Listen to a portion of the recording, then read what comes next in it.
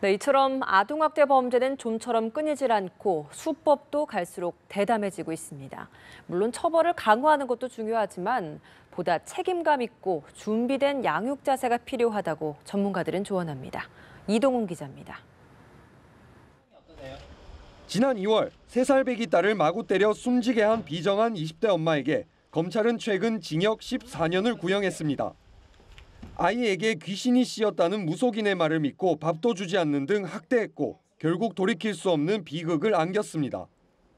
태어난 지 석 달도 안 된 젖먹이 딸을 일부러 떨어뜨려 숨지게 한 20대 아빠도 전 남자친구를 만나겠다며 2살 배기 딸을 집에 방치해 생명까지 앗아간 20대 엄마 사건도 큰 충격을 안겼습니다. 이처럼 아동학대는 대부분 가정 안에서 벌어지기 때문에 극단적인 상황이 된 뒤에야 실상을 알 수 있습니다.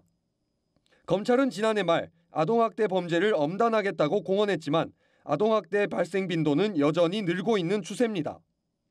중앙아동보호전문기관은 학대를 하는 부모의 상당수가 양육 태도와 방법에 있어 상당한 문제점을 드러냈다고 밝히고 있습니다. 무엇보다 부모 스스로 아이를 기를 준비가 미흡할 경우 끔찍한 범죄로 이어질 가능성이 크다는 겁니다.